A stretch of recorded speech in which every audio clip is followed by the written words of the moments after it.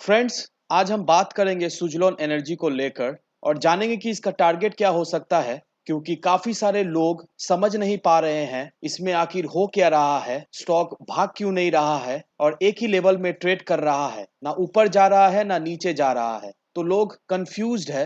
तो इस कंफ्यूजन को मैं इस वीडियो के माध्यम से क्लियर करने की कोशिश करूंगा और काफी सारे नए अपडेट्स है सुजलोन एनर्जी को लेकर जो मैं आप सभी लोगों के साथ शेयर करूंगा, क्योंकि ये सारी अपडेट्स काफी ज्यादा हेल्प करेगी आप सभी को सही निर्णय लेने में। लेकिन फ्रेंड्स, सबसे पहले चैनल पर अगर आप नए आए हुए हैं तो चैनल को सब्सक्राइब और वीडियो को जरूर से लाइक कर देना, ताकि आपको इस तरह की अपडेट्स रेगुलर बेसिस पर मिलती रहे। तो चलिए फ्रेंड्स, वीडियो को स्टार्ट करते हैं। तो सबसे पहले इसके अगर हम आज के कारोबार को डिस्कस करें तो स्टॉक जो है आज ओपन हुआ 7 रुपए में, हाई बनाया इसने 7 रुपए 10 पैसे का और लो बनाया इसने 6 रुपए 95 पैसे का, और 7 रुपए 10 पैसे में इसने आज क्लोजिंग दिया 2.16% के अपवर्ड मूवमेंट पर। और अगर इसके हम 5 दिन के कारोबार को डिस्कस करें तो 5 दिन में हमें वैसा कुछ मूवमेंट ये स्टॉक में दिखलाई नहीं दे रही है। एक महीने में भी सेम सिनारियो है, एक महीने में भी इसने इन्वेस्टर्स को रिटर्न देने में असफल रही। लेकिन वहीं अगर बात हम करें 6 महीने का, तो 6 महीने में इसने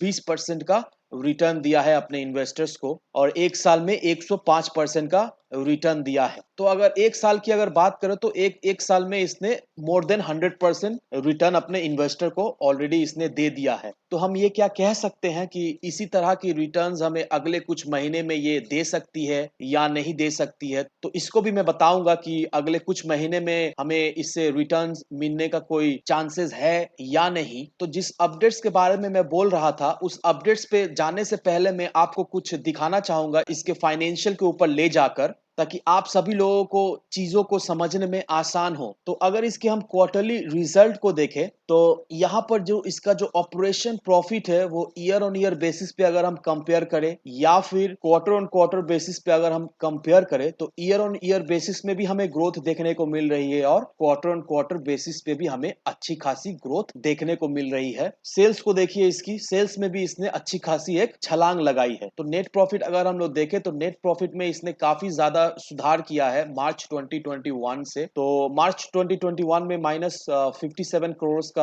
उसका नेट प्रॉफिट था। जून के क्वार्टर में जो -22 करोड़ हुआ और सितंबर के क्वार्टर में -11 करोड़ का हुआ। तो इससे हम ये कह सकते हैं कि कंपनी जो है खुद पर काम कर रही है और आने वाले कुछ क्वार्टर में हम ये अज्यूम कर सकते हैं कि कंपनी का ये जो नेगेटिव रिटर्न्स है प्रॉफिट में बदलता हुआ दिखलाई दे सकती है। तो चलिए अब कुछ अपडेट्स को देख लेते हैं, और काफी सारे अपडेट्स है जो मैं आपको वन बाय वन करके दिखाऊंगा, जो आप सभी लोगों के लिए बहुत ज्यादा इंपॉर्टेंट रहने वाली है अगर आप स्टॉक में इन्वेस्टेड हो या फिर सोच रहे हो इन्वेस्ट करने का। तो अब यहाँ पर देखिए, अब यहाँ पर ये सुजलोन का ऑफिशियल वेबसाइट का अपडेट है। जैसा कि आप देख सकते हैं कि CLP इंडिया प्राइवेट लिमिटेड ने सुजलोन एनर्जी को एक बड़ा ऑर्डर दिया है 252 मेगावाट का। अब इसमें सुजलोन का भूमिका क्या है ये भी देख लेते हैं। तो सुजलोन जो है 120 यूनिट S120 140 विंड टरबाइन जो है वो CPL इंडिया को प्रोवाइड करेगी, जिसका पर यूनिट 2.1 मेगावाट जनरेट करेगी। और ये जो प्रोजेक्ट है वो 2022 में कंप्लीट हो जाएगा। और ये जो प्रोजेक्ट हो रही है वो गुजरात, और इसका जो टोटल इंस्टॉल कैपेसिटी है वो 252 मेगावाट का है। और ये जो प्रोजेक्ट है 1.83 लाख हाउस होल्ड्स को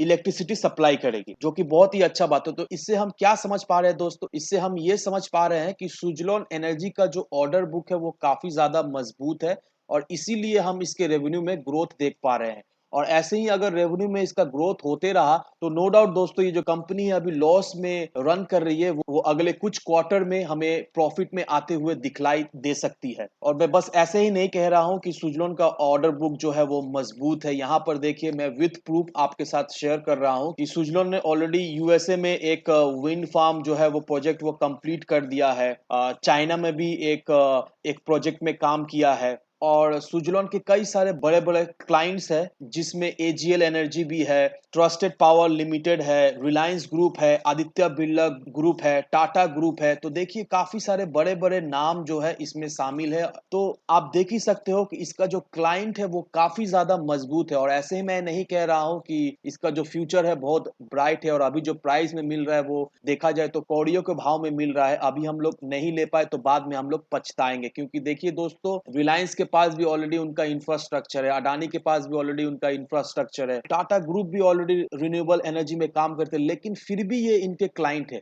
क्यों? रीजन क्या है आखिर? रीजन दोस्तों यही है कि ये जो बड़े बड़े जो कंपनीज है, इनका जो ऑर्डर होता है, इनका बहुत बल्क में ऑर्डर आता है, ये ह्यूज ऑर्डर इनको मिलता है, तो इन लोगों को वो ऑर्डर फुलफिल करना इम्पॉसिबल रहता है। तो ये लोग क्या करते हैं, ये लोग ऐसे ही ऐसे छोटे छोटे कंपनी से सहारा लेते हैं और उनसे चीजों को खरीद कर वो अपने ऑर्डर जो है वो कंप्लीट करते हैं। तो अगर देखा जाए तो टाटा ग्रुप को भी प्रोजेक्ट मिल रहा है, तो इससे डायरेक्टली इनडायरेक्टली सुजलॉन एनर्जी को भी इससे बेनिफिट, इससे प्रॉफिट मिल रहा है। अब इस आर्टिकल को देखिए दोस्तों, यहाँ पर ये आर्टिकल में ये मेंशन है कि 2030 तक इंडिया का 60% electricity generation capacity clean source से जनरेट होगी। ये power and new and renewable energy minister R K Singh ने कहा है। तो आर के सिंह ने ये भी कहा है कि 2030 तक 510 गीगावाट इंडिया जनरेट करेगी रिन्यूएबल एनर्जी से। और हम लोग अच्छी तरीके से जानते हैं दोस्तों कि जब अगर रिन्यूएबल एनर्जी की अगर बात कर रहे हैं हम लोग, अगर विंड टर्बाइंस की अगर हम लोग बात कर रहे हैं, तो इसमें सबसे पहला नाम आता है सुजलॉन एनर्जी का,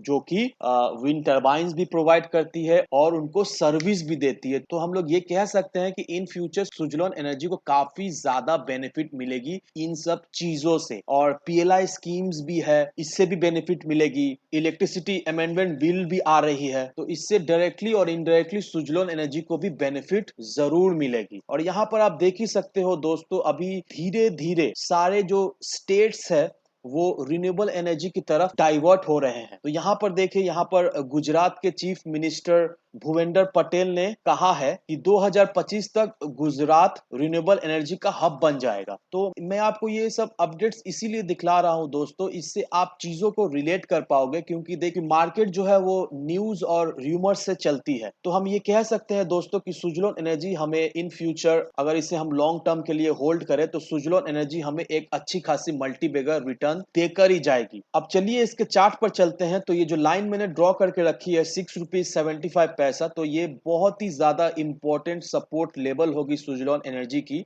क्योंकि यहाँ पर आप देखिए सुजलॉन एनर्जी यहाँ पर सपोर्ट ले रहा है, उसके बाद बाउंस बैक हो रहा है, फिर यहाँ पर इसने सपोर्ट लिया, फिर यहाँ से अभी ऊपर की तरफ जा रहा है। अभी इसके कैंडल को ये देखकर हमें यही लग रहा है कि ये अभी अभी ऊपर की तरफ भाग सकती है। और अगर ये ऊपर की तरफ दोस्तों भागी, तो ये कम से कम 8 रुपए के लेवल में हमें बहुत ही जल्द ट्रेड करते हुए दिखलाई देगी। और दोस्तों एक बात का जरूर से ध्यान रखिएगा दोस्तों, अगर ये 8 रुपए को ब्रेक कर पाया तो हमें बहुत ही जल्द 9 से 10 रुपए में ये दिखलाई दे सकती है। और अगर आपका इसका लॉन्ग टर्म का नजरिया है दोस्तों, तो लॉन्ग टर्म का नजरिया है तो आप इसे खरीद कर भूल जाइए दोस्तों, क्योंकि एक चीज का ध्यान रखिएगा, लॉन्ग टर्म में ये हमें एक ऐसा मल्टीबैगर रिटर्न देकर जाएगी जिसका हम उम्मीद भी नहीं लगा सकते। आने वाले कुछ सालों में ये हमें कम से कम 30 से 40 रुपए के लेवल में ट्रेड करते हुए दिखलाई दे सकती है। और अगर हम इसे 5 से 10 साल के लिए अगर होल्ड कर पाए अपने पोर्टफोलियो में, तो ये हमें कम से कम 200 से 300 लेवल के ऊपर ट्रेड करते हुए दिखलाई देगी, नो डाउट दोस्तों। और एक चीज का जरूर से ध्यान रखिएगा दोस्तों, ये जो वीडियो है मैंने आपके एजुकेशन पर्पस के लिए बनाई हुई है, तो कोई भी निवेश करने से पहले अपनी खुद की रिसर्च जरूर कर लेना, या फिर अपने फाइनेंशियल एडवाइजर से जरूर एडवाइस ले लेना। वीडियो अगर आपको पसंद आए तो लाइक शेयर सब्सक्राइब जरूर करना। तो चलिए फ्रेंड्स, मिलते हैं हम अगले वीडियो में।